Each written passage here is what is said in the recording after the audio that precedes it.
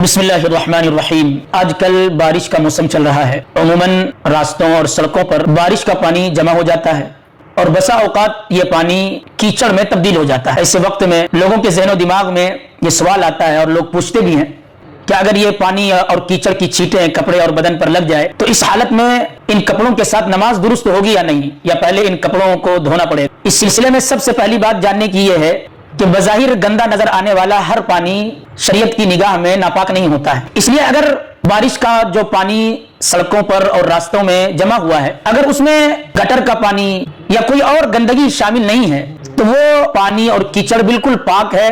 अगर कपड़े में या बदन पर उसकी छींटें लग जाएं तो वो कपड़े नापाक नहीं होंगे, बदन नापाक नहीं होगा और उन कपड़ों में नमाज पढ़ना बिल्कुल जायज और दुरुस्त होगा, चाहे छींटों की मिकदार बहुत ज्यादा ही क्यों ना हो। लेकिन बारिश का जो पानी सड़क पर पड़ा हुआ है उसमें गटर का पानी भी शामिल है और उसकी छींटें बदन और कपड़े पर लग जाए तो क्या हुक्म होगा? तो इसका जवाब यह है कि अगर वो रास्ता ऐसा है जहां इंसान को बार बार आने जाने की जरूरत पड़ती है, मसलन वो मस्जिद का रास्ता है, दफ्तर का रास्ता है, मदरसा का रास्ता है, तो जाहिर सी बात है कि ऐसे रास्ते में चलने की वजह से उस पानी और कीचड़ की छींटों से बचना इंतहाई दुश्वार है। अब अगर ऐसी सूरत में छींटों की वजह से बार बार बदन या कपड़े को धोने का हुक्म दिया जाए तो आदमी को हरज और परेशानी का सामना करना पड़ेगा। इसलिए शरीयत ने इस मसले में भी आसानी रखी और वो आसानी ये दी कि अगर ऐसा पानी या उसकी छींटें कपड़ों पर लग जाए और कपड़ों पर गिलाजत, गंदगी या उसका कोई वाज़े असर, रंग वगैरह नजर नहीं आ रहा तो वो कपड़ा पाक शुमार होगा और उन कपड़ों में नमाज पढ़ना जायज और दुरुस्त होगा। लेकिन अगर कपड़े पर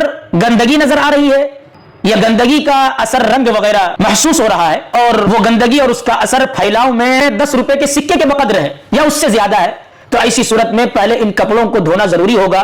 कपड़े को धोए बगैर नमाज पढ़ना दुरुस्त नहीं होगा।